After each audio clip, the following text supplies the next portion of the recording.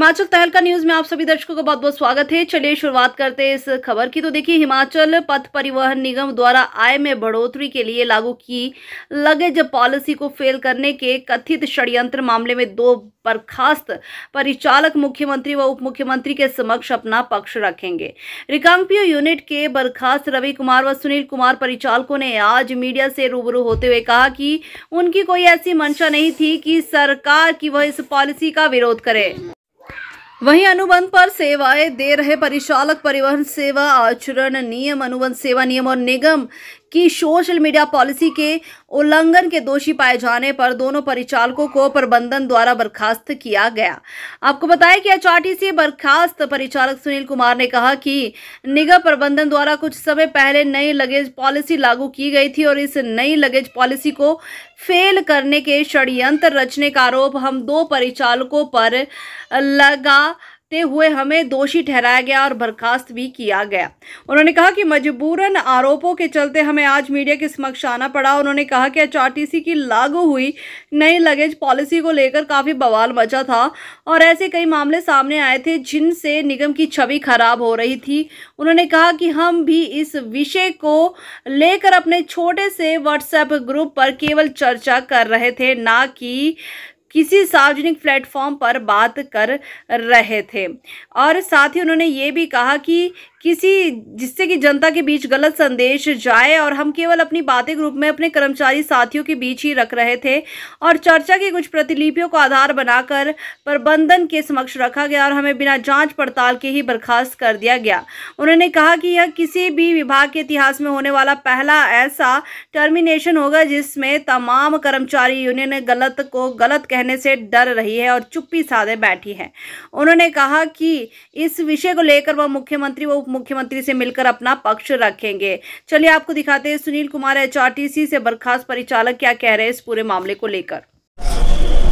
सामान की जो नई लगेज पॉलिसी आई है उसको फेल करने के षड्यंत्र का मुद्दा मीडिया में छाया हुआ है, जिसमें कि इस मामले में रिकांगपिओ इकाई के 2 परिचालकों को बर्खास्त कर दिया गया है और उक्त मामले में जो 2 परिचालक बर्खास्त हुए हैं वो परिचालक हम दोनों हैं। आज बड़े दुख के साथ, ना चाहते हुए भी मुझे मीडिया के सामने आना पड़ रहा है, क्योंकि अगर मैनेजमेंट मीडिया में इस तरह के आरोप हमारे ऊपर नहीं लगाता तो शायद हम भी मीडिया में नहीं आते। आपको पता ही होगा कि पिछले कुछ दिनों से मीडिया में एचआरटीसी की नई लगेज पॉलिसी जो कि आई है वो लागू हुई।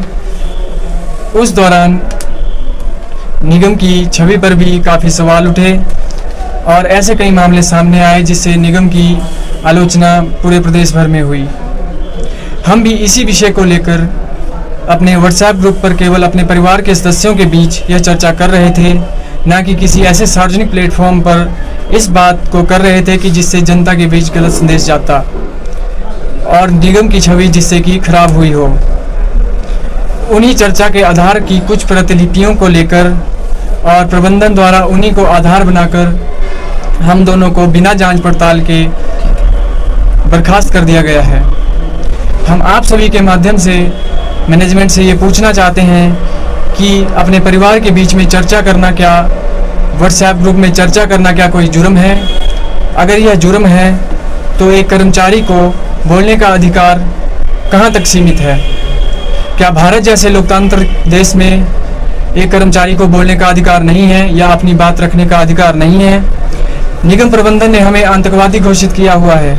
हमारा घर परिवार समाज में आना जाना बहुत मुश्किल हो चुका है, जबकि हमने इतना बड़ा कोई गुनाह नहीं किया है जिसकी सजा हमें इतनी बड़ी दी गई है। आप सभी के माध्यम से मैं हम तमाम कर्मचारी यूनियनों को भी ये पूछना चाहते हैं कि आपके सामने 2 परिवारों का गला घोंटा जा रहा है और फिर भी आप गहन निद्रा में सोए हुए हैं। ये लड़ाई केवल हमारी ही नहीं अपितु अंतिम पायदान पर खड़े उस हरेक कर्मचारी की है जो कर्मचारी आप पर विश्वास जताते हैं और ये विश्वास करते हैं कि जब भी उनके साथ गलत होगा तो आप आगे आकर उन कर्मचारियों की आवाज़ बनेंगे हम याद दिलाना चाहते हैं उन सभी यूनियन के प्रतिनिधियों को जो हनुमान की भांति अपनी शक्तियों को भूल गए हैं। अपनी शक्ति को पहचानो और जो गलत हमारे साथ हुआ है उसके लिए हमारे साथ खड़े होकर हमारा प्रतिनिधित्व करो। ये किसी भी विभाग के इतिहास में होने वाला शायद ही ऐसा पहला टर्मिनेशन होगा जिसमें तमाम कर्मचारी यूनियनें गलत को गलत कहने से डर रही हैं और मौन धारण किए हुए हैं। हम यहाँ पर आपके समक्ष केवल अपना पक्ष रखने आए हैं क्योंकि जनता के बीच हमारे प्रति जो संदेश गलत तरीके से डिलीवर हुआ है उससे हमें मानसिक रूप से बहुत ही प्रताड़ना का सामना करना पड़ रहा है। हम आपके माध्यम से निगम प्रबंधन और प्रदेश की जनता को बताना चाहते हैं कि हमने अपनी नौकरी पहले के दिन से ही पूरी निष्ठापूर्वक की है और अपने कर्तव्य का निर्वहन किया है, लेकिन निगम प्रबंधन ने इसका सिला हमें टर्मिनेशन के रूप में दिया है। हमें उम्मीद है कि आप सभी के सहयोग से हमें हमारा हक मिलेगा और जो गलत कार्यवाही हमारे ऊपर इस मामले में हुई है उसमें हमें न्याय मिलेगा, जिसमें लिए गए निर्णय बिना किसी शर्त के वापस होंगे। और ये जो सारी बातें मैंने आपके सामने रखी, ये हमारा पक्ष था जो कि प्रबंधन द्वारा ना ही सुना गया और ना ही हमें उतनी तरजीह दी गई कि इन बातों को सुना जाता। जी, हम केवल व्हाट्सएप ग्रुप पर अपनी चर्चा कर रहे थे, जो कि एक सकारात्मक चर्चा। भारत स्वतंत्र देश है, यहाँ पे कोई भी व्हाट्सएप ग्रुप पर अपनी स्वतंत्र चर्चा कर सकता है। हमने ऐसा कुछ भी नहीं लिखा जिससे कि HRTC इतनी बड़ी संस्था की कोई पॉलिसी फेल हो जाए। केवल हम दोनों व्यक्तियों के बात करने से ही अगर इतनी बड़ी संस्था की पॉलिसी फेल हो जाए तो इतनी बड़ी संस्था के बारे में आप खुद अंदाज़ा लगा सकते हैं कि इतनी बड़ी पॉलिसी फेल हो जाने का कारण केवल हम दो कर्मचारी ही हो सकते हैं क्या?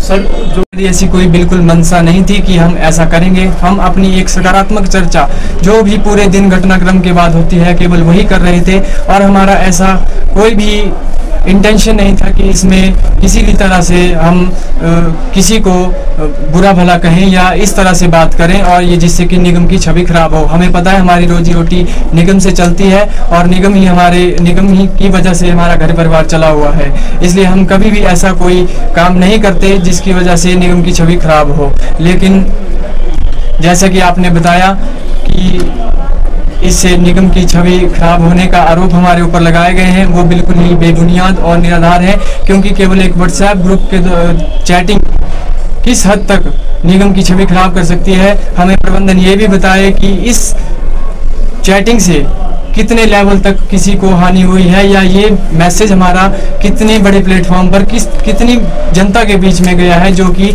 निगम प्रबंधन ने हमारे ऊपर इतना सख्त कदम उठाया है और हमारी नौकरी से हमें वंचित कर दिया है। जी, जो हमारे साथ हुआ वो गलत हुआ। गलत इसलिए क्योंकि हम एक पब्लिक ग्रुप में ना होकर एक प्राइवेट ग्रुप में अपनी चर्चा कर रहे थे, जो कि हमने किसी के बारे में ऐसी कुछ गलत बात नहीं कही थी। केवल चर्चा, एक सकारात्मक चर्चा उस विषय के ऊपर कर रहे थे, क्योंकि हम निगम के कर्मचारी हैं। हर रोज हमें इन उलझनों से लड़ना होता है, क्योंकि जब भी कोई पॉलिसी आती है तो उसका सबसे पहला प्रभाव जिस व्यक्ति पर पड़ता है वो निम्न स्तर का जो कर्मचारी होता है उसी पर पड़ता है। और हम अपनी फीडबैक जिस तरह से दे रहे थे उन्हीं बातों को आधार बनाकर, कुछ बातें ऐसी थी जिनको आधार बनाकर हमें टारगेट किया गया है, हम दोनों को ही टारगेट किया गया है। मुझे प्रदेश के उप मुख्यमंत्री और हमारे ट्रांसपोर्ट मिनिस्टर से भी पूरी उम्मीद है कि वो इस मामले में हमारी बात, हमारा पक्ष सुनेंगे और जो हमेशा कर्मचारियों के हितों की रक्षा के लिए आगे आते हैं, ऐसे माननीय मुख्यमंत्री जी से भी हमें पूरी उम्मीद है कि हमारे इस मामले में पूरी सहायता करेंगे। मामले में डिप्टी सीएम और सीएम साहब से मिलने का पूरा प्रयास करेंगे और जैसे कि हमारा पक्ष नहीं सुना गया है तो हमें अपना पक्ष रखने के लिए उनके पास जाएंगे और ये बात पूरी हमें उनको बताएंगे कि हम कहीं पब्लिक प्लेटफॉर्म पर ऐसी कहीं कोई भी बात नहीं कर रहे थे। केवल कुछ जो स्क्रीनशॉट की प्रतियां हैं उनके आधार पर हमारे ऊपर इतना बड़ा फैसला ले लिया गया है।